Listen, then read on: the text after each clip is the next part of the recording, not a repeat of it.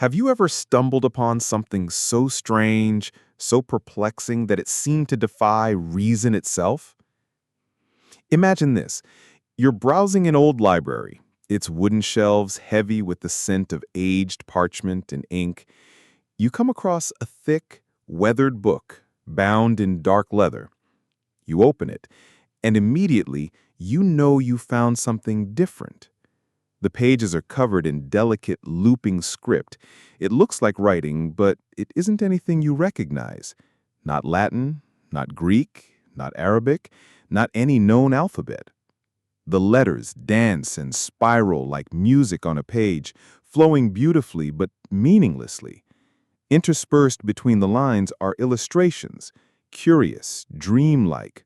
There are plants no botanist can identify. Naked women bathing in strange green pools, astrological symbols that seem both familiar and alien. You've just opened the Voynich Manuscript, perhaps the most mysterious book in human history.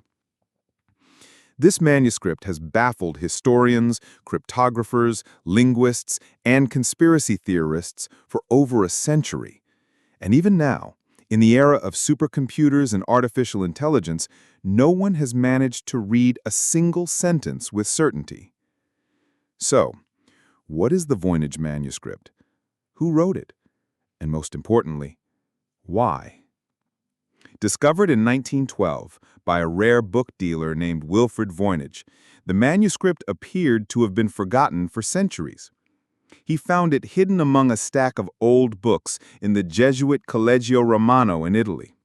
At first, he thought he'd stumbled upon a lost alchemical text, possibly even written by Roger Bacon, the legendary 13th century English philosopher and scientist.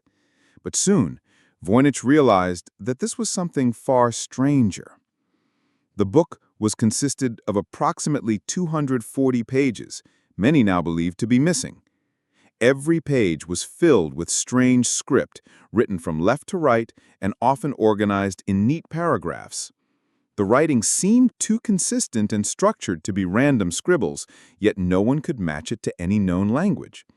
Even today, we still call it Voynichese, a language that no human has ever spoken, or perhaps one that someone no longer alive ever did. But it wasn't just the writing that made the manuscript so odd.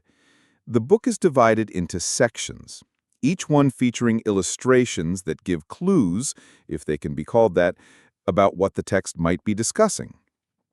One section appears botanical, full-page drawings of plants, each paired with paragraphs of text, but the plants are unrecognizable. Botanists have tried to match them with known species without success. Were they real plants, misremembered ones, or pure invention? Another section seems astronomical.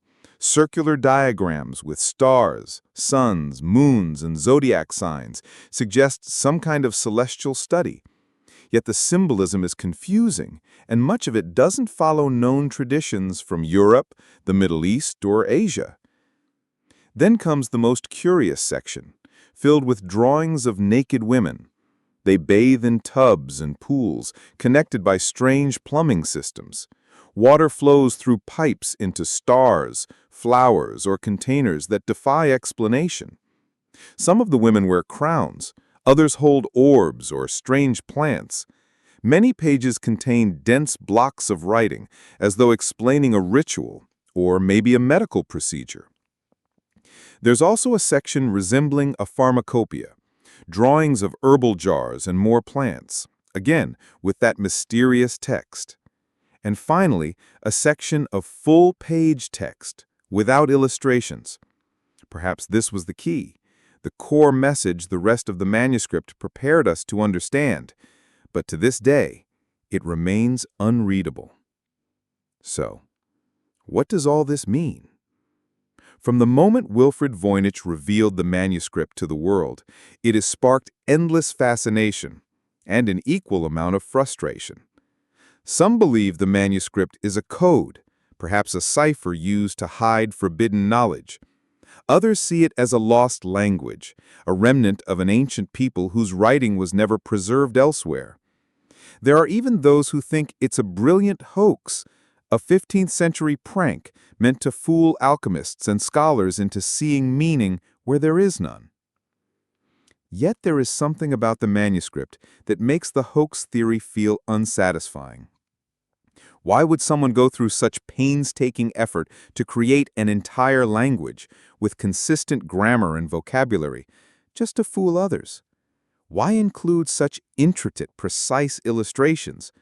Why write over 200 pages if the goal was deception? And if it was a hoax, why does the writing follow mathematical patterns found in natural languages? Researchers who've analyzed the text's word frequencies, sentence structures, and character distributions find that it behaves like real language, just one we don't know. The manuscript has changed hands many times over the centuries. After Wilfrid Voynich's death, it passed to his wife, then to book dealers, collectors, and eventually to Yale University's Voynich Rare Book and Manuscript Library, where it resides today. It's been carbon dated to the early 1400s. The parchment is genuine, the ink consistent with medieval materials. In other words, the manuscript is not a modern forgery. It's real. It's old. And it was written with purpose. Yet despite countless attempts, no one has cracked the code. During World War II, British and American cryptographers, men who broke the toughest Nazi and Japanese codes, tried and failed to decipher it. In the 2000s, computer scientists used pattern recognition and AI to try to decode its grammar. Some algorithms found repeating structures, even possible words, but no clear meaning. In recent years, artificial intelligence has made even more detailed models of the manuscript syntax. But again, no translation has emerged. And so, the mystery endures. To some, the Voynich Manuscript is a message from the past, waiting to be unlocked. To others, it's a mirror, reflecting our desire to find meaning in chaos, to impose order on the unknown. Whatever it is, it captivates us, not just because it is strange, but because it has resisted our best efforts to understand it. And in that resistance, it becomes something more than a book. It becomes a riddle, a symbol, a myth, a real-life enigma, hiding in plain sight. If the mystery of the Voynich manuscript were only about its age or origin, perhaps scholars would have solved it long ago. But what makes this book endlessly puzzling is the script itself, a flowing, elegant alphabet that seems purposeful, structured, and entirely unreadable. The Voynich script, named after Wilfrid Voynich, is made up of roughly 20 to 30 distinct characters, written from left to right, often in short paragraphs. The letters vary slightly from one instance to another, but the script overall is incredibly consistent, as if the writer were fluent in the language. There are no obvious punctuation marks, no numerals as we know them, and no known ligatures. Some characters appear more often than others, and some group together frequently, suggesting the presence of grammar, syntax, or even word construction rules. Unlike random gibberish, the text follows patterns that resemble those found in natural languages. For instance, some words appear repeatedly with slight variations, as if they were conjugated or modified for tense or context. The length of words follows a bell curve, with shorter and medium-length words being more common, just like in most spoken languages on Earth. This observation alone has kept many researchers from dismissing the manuscript as a hoax. It behaves like a real language, just not one we've ever seen. Early in the 20th century, cryptographers attempted to approach the manuscript as a cipher. During World War I and II, some of the finest code breakers in the world, men who cracked military codes and intercepted enemy messages, turned their attention to the Voynich manuscript. And yet, even with the tools of classical cryptography, Substitution ciphers, frequency analysis, transpositions, none of their techniques worked. The text stubbornly resisted all known decoding methods. In the 1940s, American cryptanalyst William Friedman, who led the team that broke Japan's Purple Code during WW2, spent years studying the manuscript. He eventually concluded that the script could represent a constructed artificial language, or what linguists call a polyglot, a hybrid of several languages intentionally built to be private or arcane. Friedman never solved it, but he was convinced it was not meaningless. Then came the computers. In the 1990s and early 2000s, as computing power increased and linguists began working with large digital corpora, researchers began to apply statistical models and pattern analysis to the manuscript. They ran frequency counts, modeled n-gram sequences, and compared the manuscript's internal structures with those of natural languages from around the world. Surprisingly, the Voynich text scored similar to languages like Hebrew, Latin, and even Mandarin in terms of letter distribution and entropy, suggesting once again that this might be a real language. But there's a catch. Despite the natural language patterns, no one has ever found even a partial translation. There are no Rosetta Stones, no bilingual inscriptions, no repeated symbols that align with known meanings. The manuscript contains no proper nouns that can be linked to people, places, or dates. Without a point of reference, any decoding is speculative. To complicate matters further, many of the manuscript's pages feature elaborate illustrations, plants, stars, human figures, astrological wheels that could offer context clues. And yet these visuals only add to the confusion. For instance, the plants depicted in the botanical section seem entirely imaginary.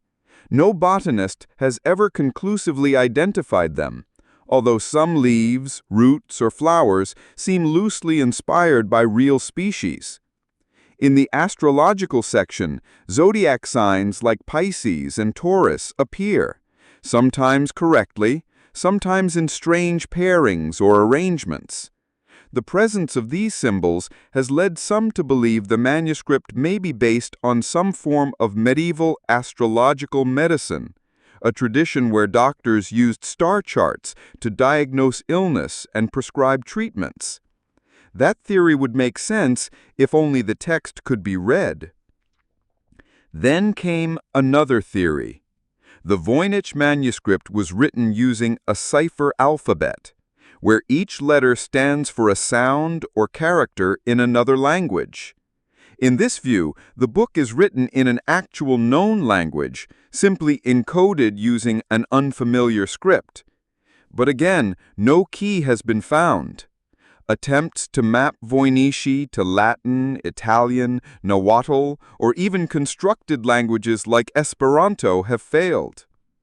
Then entered the era of artificial intelligence. In recent years, AI and machine learning tools have been trained on the manuscript's text.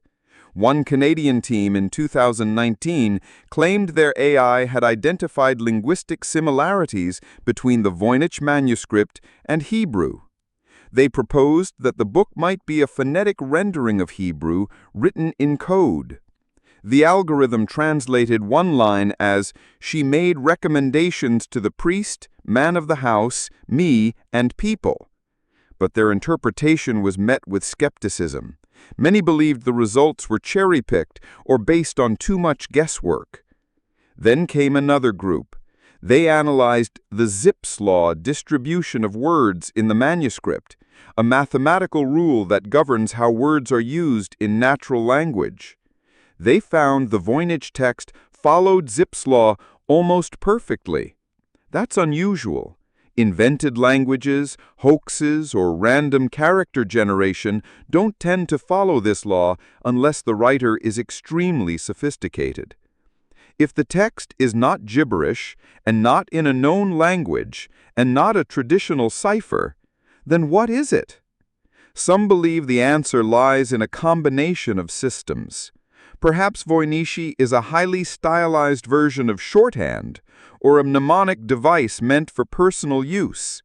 Others argue the script could encode multiple languages at once, or hide meaning through complex transformations, such as mathematical layering, mirror writing, or positional shifts.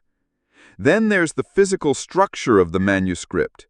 In 2016, scholars studied the order of the quires, the book's folded pages, and discovered that some had been rearranged. Others may be missing entirely. That suggests either deliberate tampering or hasty assembly. It's even possible that the book was meant to be confusing, its structure non-linear, its meaning concealed behind intentional disorder.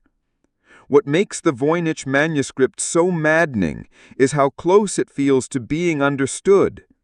Unlike the lost scripts of ancient civilizations like Linear A or the Indus script, the Voynich manuscript exists in complete form. We have it. We can touch it. We can see every page. And still it keeps its secrets. And even stranger, the manuscript contains no obvious errors, no corrections, no smudges, no unfinished thoughts. Whoever wrote it worked carefully, confidently, and consistently. If it's a hoax, it's the most elegant deception ever written. If it's not, it may be the only surviving record of a forgotten world, a culture, a language, a way of thinking we no longer recognize. So, the Voynich Code remains unbroken, a fortress without a gate, a message in a bottle from another mind, another time. We stand before it with all our modern tools, and it still looks back at us, silent, beautiful, and unread. And in that silence, it dares us to try again. For over a century, the Voynich manuscript has resisted every attempt to be understood, and in that silence, theories have flourished. Where logic fails, speculation grows. Scholars, scientists, and storytellers alike have offered countless ideas to explain the manuscript's origins. Some are grounded in historical evidence, others venture into the fantastical. But all share one thing in common: the yearning to make sense of the unknowable.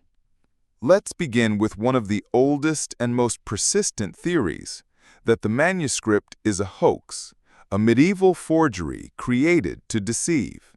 This idea dates back to the early 20th century. Some experts argued that the book was written by an unknown charlatan, perhaps an alchemist, who wanted to sell a magical text to a wealthy patron. After all, the Middle Ages and Renaissance were ripe with seekers of esoteric knowledge. Owning a mysterious, arcane book written in an unknown script might have been seen as a mark of sophistication or even spiritual authority. Supporters of the hoax theory point to the unidentifiable plants, the lack of meaningful translation, and the fantastical nature of the images. They suggest that a clever forger could have invented a fake language by mimicking natural writing rhythms and repeating glyphs in mathematically plausible ways. The manuscript's illustrations, they argue, are whimsical enough to impress, yet vague enough to defy precise interpretation. But here's the problem. Pulling off a hoax of that complexity would have required extraordinary effort and skill. The script is too consistent, the visual motifs too internally coherent, and the linguistic structures too close to natural language patterns. If this was a fraud, it was executed with a level of sophistication that surpasses anything else from its era, and perhaps even from ours. So if it isn't a hoax, what could it be? Some believe it's a medical treatise, specifically a guide for women's health. This theory is based on the section showing nude female figures immersed in pools of greenish water, surrounded by pipe-like structures. Scholars have interpreted these as representations of wombs, fertility rites, or therapeutic baths. In medieval Europe, midwives and herbalists often passed down knowledge through oral traditions or coded writings. The Voynich Manuscript, in this view, may be the work of a woman or a secret community preserving knowledge in a time when medical information was controlled or suppressed. Others expand on this, suggesting the manuscript may have been an alchemical guide. Alchemy in the medieval world was not only about turning lead into gold, it was also about spiritual purification, medicinal recipes, and cosmic harmony. The astrological diagrams, strange herbal concoctions, and bathing rituals could point to a layered philosophy, encoded in symbols and metaphors. In fact, the combination of astrology, botany, and anatomy fits well within the tradition of Paracelsian medicine, named after the Swiss physician Paracelsus, who lived from 1493 to 1541. He believed that human health depended on the harmony between the body and the stars, and that healing required knowledge of hidden correspondences. Some researchers have proposed that the Voynich Manuscript may be a Paracelsian text, written in a private code by followers of this belief system. But there are other, more radical theories. One such theory proposes that the manuscript is written in a lost language, perhaps a language that once existed but left no trace. In the same way that Linear A and the Indus script remain undeciphered because their languages are unknown and extinct, the Voynich text might be the only surviving artifact of an otherwise vanished tongue. Even more intriguingly, some have suggested that the book may have come from a completely different civilization, not just forgotten, but outside the historical record entirely. A lost island culture? A breakaway society hidden in the mountains? While there's little concrete evidence to support these ideas, they continue to fascinate precisely because the manuscript offers no definitive contradiction. It is silent, and silence can house infinite possibility. And then there's the theory that the manuscript represents a constructed language, like an early version of Esperanto created by a single person or group for private communication.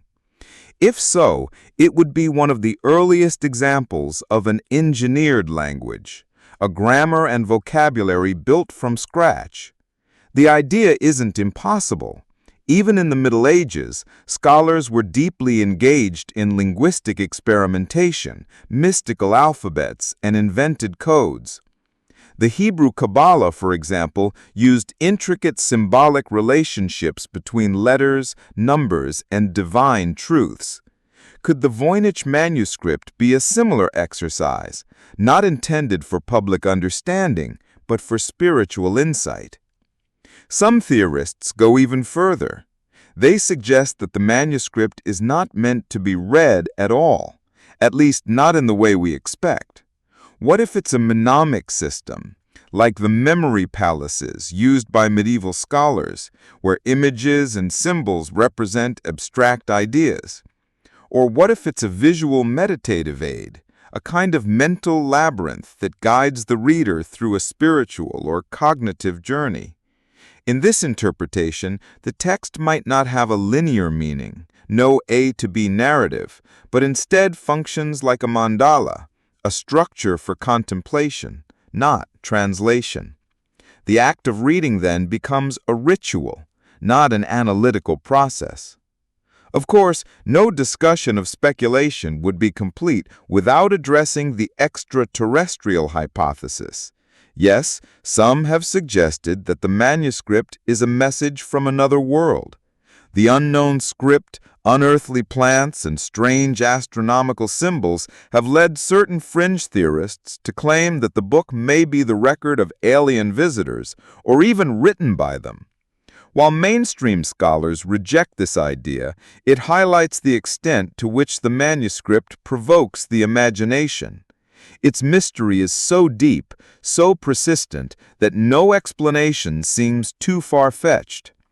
On a more grounded level, recent carbon dating analysis has revealed that the vellum pages date to the early 14th century, likely between 1404 and 1438. This places the manuscript in late medieval Europe, probably before the invention of the printing press, but where it was created remains uncertain. Linguistic clues in the illustrations, such as the style of the zodiac or the architecture shown in some diagrams, point to northern Italy or Central Europe.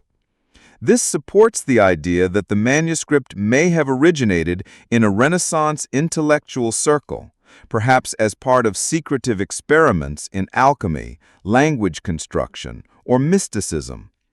And yet, without understanding the text, this remains conjecture. Some researchers argue that we may be asking the wrong questions altogether. Perhaps the manuscript was never meant to mean anything in the traditional sense. Maybe it's an expression of art, intuition, or madness. A work created by someone living on the edge of society, a mystic, a dreamer, or a genius working in solitude.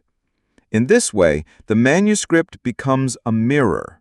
When we look into it, we see not just the text, but our own need for meaning. So, what is the Voynich Manuscript? An alchemical manual? A medical compendium? A hoax? A forgotten language? A spiritual map? An alien artifact? We don't know.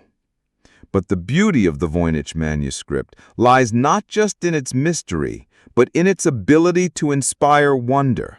In the end, perhaps it is not the answer that matters, but the search, the endless questions, the spark of curiosity it ignites in each of us. It is a puzzle, yes, but it is also a promise that even in an age of information, some secrets remain untouched. Mysteries tend to linger in the margins of society, locked away in libraries, whispered about among scholars, or forgotten entirely by time.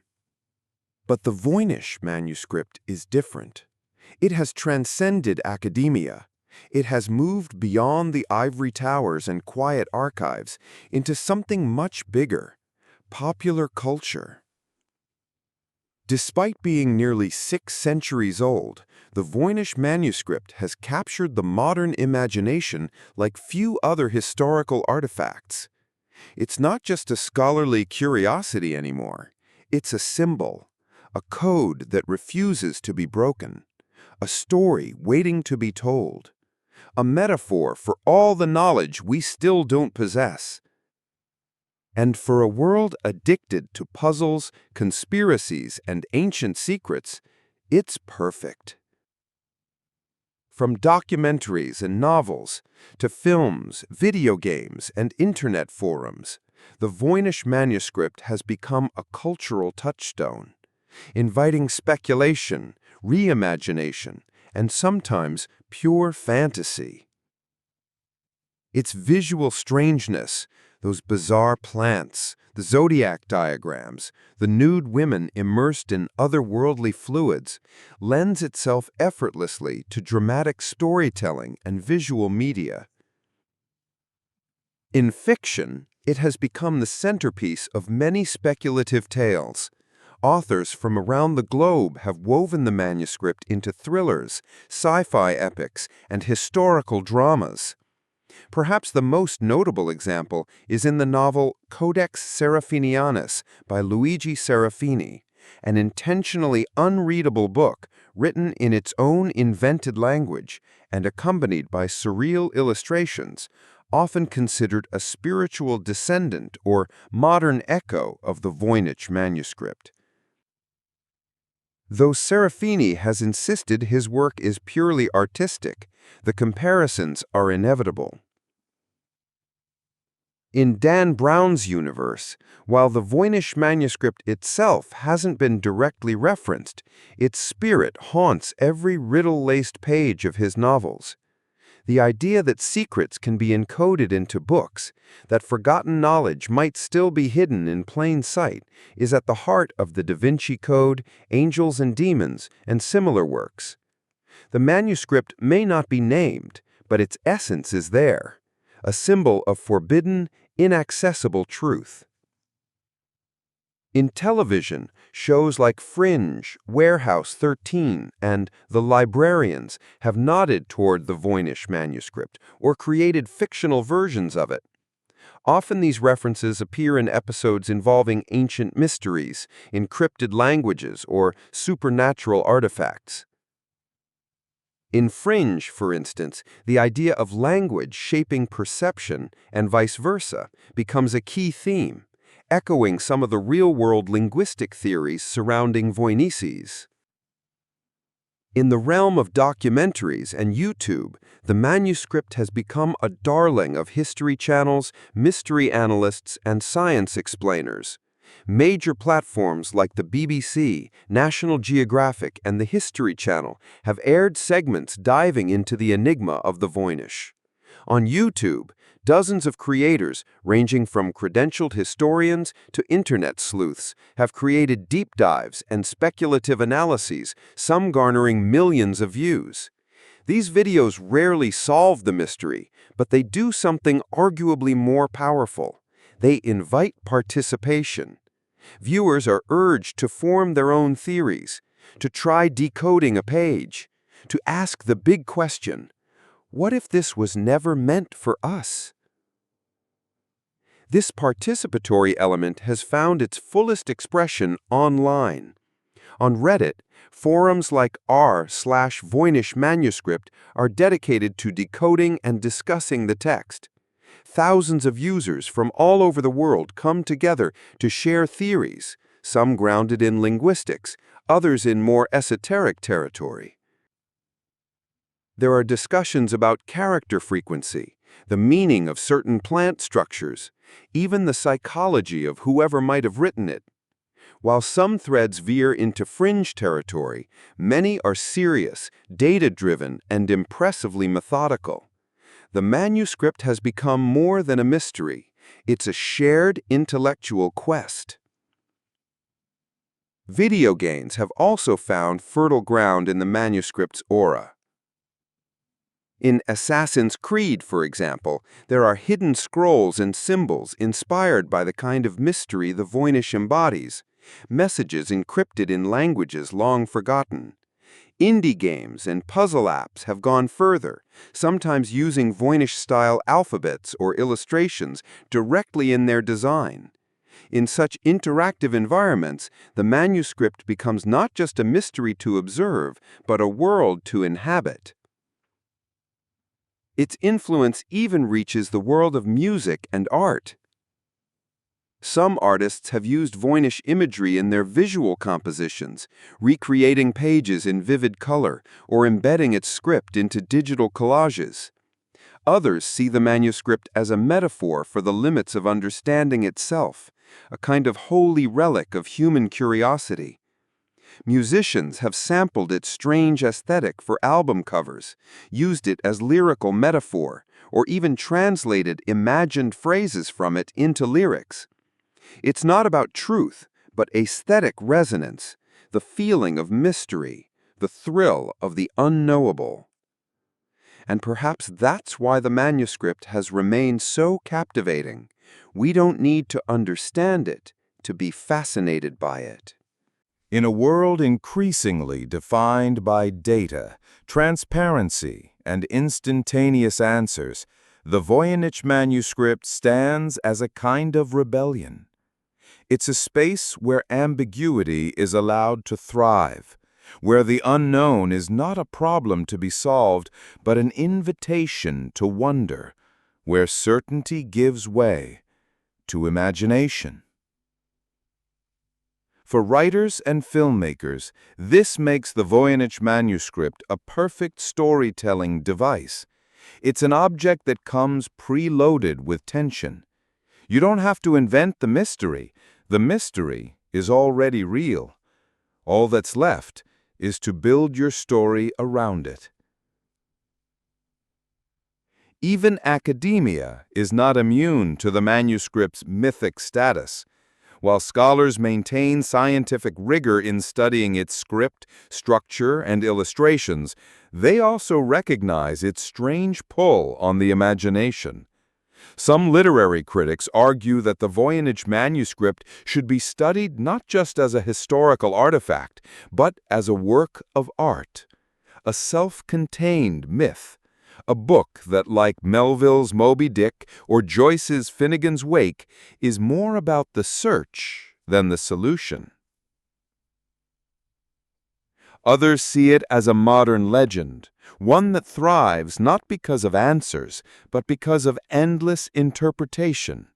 Like the Holy Grail, the Philosopher's Stone, or Atlantis, the manuscript becomes a canvas for belief, a mirror where each person sees their own reflection, be it rational, mystical, paranoid, or poetic. And so, in popular culture, the Voynich manuscript is no longer just a book. It's a character. It is the unreadable scroll in the Library of Alexandria, the forgotten chapter in the Book of Life, the key to a door no one knows how to open. It shows up in stories not because we believe we will decode it, but because we love the idea of decoding, the chase, the thrill, the hope that somewhere, hidden in those pages, lies a secret that could change how we see the world, or at least how we see ourselves. In the end, the manuscript's cultural power comes from this very uncertainty. It is a relic that has become a ritual. To look at it is to enter into a silent contract. I will not understand, but I will try. I will not solve it, but I will imagine. And perhaps that's the greatest power any text can hold. Not clarity, but wonder. The future of the Voynich manuscript. Despite centuries of study, the Voynich manuscript remains unreadable, a silent rivel wrapped in vellum and ink. But as technology advances and interdisciplinary collaboration increases, the future offers promising avenues for uncovering its secrets. In this final section, we explore the possibilities that lie ahead, from the rise of artificial intelligence in decoding ancient languages to the power of global crowdsourcing and the hope that one day the manuscript may finally speak. The rise of artificial intelligence. One of the most exciting developments in recent years has been the application of artificial intelligence and machine learning to the study of the Voynich manuscript. Traditional cryptographic techniques, while powerful, often rely on known languages and statistical patterns. But the Voynich manuscript defies all such categories. It's not just encrypted, it's alien. This is where AI shines. Researchers at the University of Alberta, for instance, developed a neural network trained on dozens of languages to identify patterns in the Voynich text. Their algorithm concluded that the manuscript may have been written in a form of encoded Hebrew. While the findings remain speculative, they represent a leap in how machines can uncover connections that human eyes might miss. AI novels are not just identifying letters and words, they're learning to think like human readers. Deep learning techniques can analyze frequency and distribution of symbols, examine the manuscript's grammar-like structures, and even compare it to other ancient texts across time and geography. But AI is not a silver bullet. Critics argue that machines trained on biased data can produce misleading results. Moreover, Without knowing the original language, script, or context, even the most advanced algorithm can only offer educated guesses. Still, as AI continues to evolve, its potential to break open the Voynich puzzle grows stronger. Multidisciplinary collaboration. The future of Voynich research doesn't rest solely in the hands of cryptographers or historians. It lies in the collaboration between disciplines that once worked in silos. Linguists, botanists, chemists, codicologists, AI specialists, art historians, and even amateur sleuths are now forming global communities focused on decoding the manuscript. For example, botanical experts have tried to match the strange plant illustrations with real-world flora. While some argue that the plants are purely imaginary, others believe they are stylized representations of actual species, distorted by time or cultural abstraction. If even one plant can be definitively identified, it could offer clues about the manuscript's geographic origin.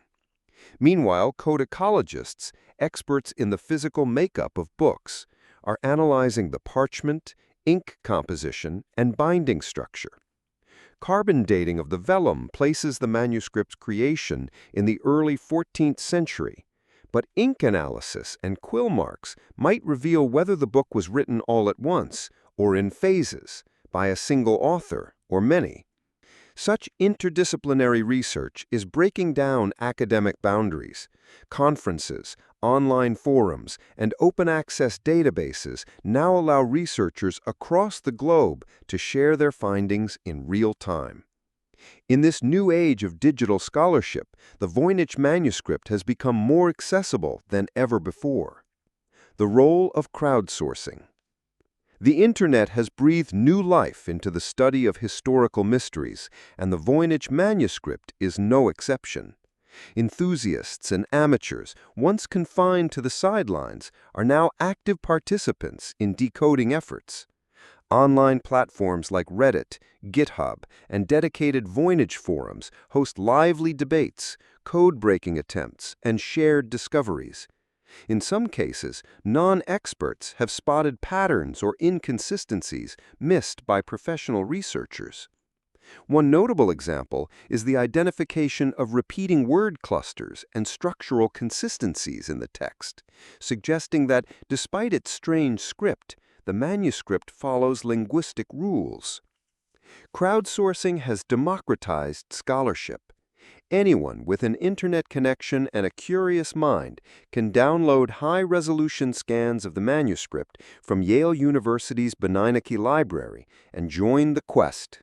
This collective intelligence approach doesn't just generate fresh ideas, it expands the narrative beyond academia and turns the Voynich into a global puzzle that anyone can help solve. Ethical and philosophical questions. As we look toward the future, it's worth pausing to consider deeper questions. What if the manuscript is never deciphered? Should its mystery be preserved as part of its magic? Is it possible that the true meaning lies not in translation, but in the very act of trying to understand it? Some scholars warn against over-reliance on technology, suggesting that too much emphasis on decryption may blind us to cultural or artistic interpretations. Perhaps the manuscript was never meant to be read in a traditional sense. Perhaps its creator was an artist, not a writer, a visionary expressing ideas beyond language. Others worry about confirmation bias. With so many eyes on the manuscript, the temptation to see what we want to see is real. As AI and digital tools become more powerful, ethical frameworks must guide their use in historical research. And then there's the question of authorship. If the manuscript is finally decoded, will we discover a forgotten genius, a community of knowledge keepers, or simply a hoaxer with a flair for the cryptic? Whatever the answer, it will reshape our understanding not just of the manuscript, but the medieval world that produced it. Hope on the horizon. Despite the obstacles, there is reason for optimism. Every year brings new technologies, new minds, and new questions. Breakthroughs in pattern recognition, paleography, and even chemical forensics inch us closer to the truth. The convergence of human curiosity and machine precision is producing insights that would have been impossible just a decade ago. The Voynich Manuscript has survived for over 600 years. It has crossed continents, outlasted empires, and defied logic. In doing so, it has become more than a book. It is a mirror reflecting our collective desire to know, to explore, and to make sense of the unknown. As we move into the future, the mystery of the Voynich Manuscript continues to invite us, not just to solve it, but to imagine what lies beyond the edges of understanding.